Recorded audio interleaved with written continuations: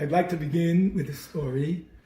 Recently, I was introduced to a young man who's going under the conversion, becoming a ger. And he's a very bright fellow. He's studying Torah, and he's going through the process of gerus.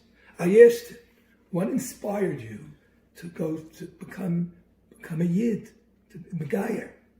So he told me that he was reading Pirkei Avos, the ethics of our fathers, and he read a Mishnah, the end of the first parak, Mishnah Yud Zayin, which says, Shimon b'noi Omer, Shimon the son of Rabbi Gamliel, said that my whole life, kol my yomai, gudalti bein hachachamim, I was raised amongst wise people, v'lo matzasi leguf toiv mishtika, and I found nothing better for the guf, myself, than shtika, than remaining silent. This young man was into Far Eastern meditation, and he was into meditation. He said, wow, this is such brilliance, so I have to study this book.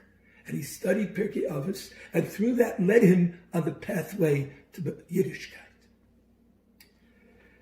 The Gemara says in Avodah Zarah that Rabbi Alexandri announced, Man boi chayi, man boi chayi, who wants life, who wants life? And the whole crowd came running, we want life. And he read to them the pasuk, Mi yishachafetz chayim, who wants life? Mitzar l'shon chameirah, guard your tongue from evil. And the Ben Yoyada asks, why did he say man boyachayim twice? Why was it enough to say it once? And he answers that guarding your tongue not only gives you physical life, one b'chai is physical, the physical person, but the nefesh, there's another chayim of the nefesh, also depends on the tzar l'shon chameirah.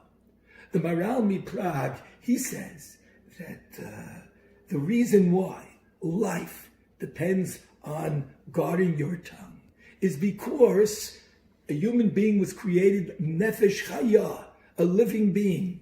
And Uncles translates that the essence of a living being is ruach malala, is speech. Speech is the essence of a human being. And therefore, in order to have life, to have life, a person has to guard his tongue, because that is the essence of what life is. And that's why by guarding your tongue, you have true life. We have no way of knowing why this terrible plague, the world was infected with this terrible plague. Why did Hashem send it to the world? And we don't have Nevi'im, we don't have prophets to tell us. But we do know that we were sent away from our Batei Knesses and Batei Medrash. Because of this plague, we're not able to convene, to get together and daven like in normal times. So it becomes very important at this time to start preparing when in Yetz Hashem we'll be privileged to go back into our Batei Knesses and Batei Medrash. And I think all of us should recognize that it's time that all our Batei Knesses and Batei Medrash should be places of Kiddush Hashem, that people will be careful with the decorum and the respect of the tefillas, and people will remain silent the entire time during davening and Kaddish and Kriyas HaTorah. This is something that we have to keep in mind. And this is something that we have to accept upon ourselves before we go back into the Batei Knesses.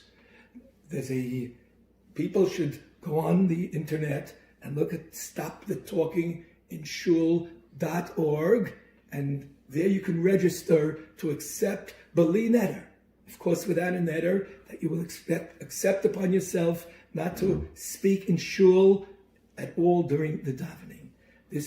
We have signed up almost 10,000 people that have done this, and that number should be multiplied. And in this merit, I believe in this zechus, we will certainly Hashem will give us our Batei Knesses back. You should sign up even if you never speak in shul.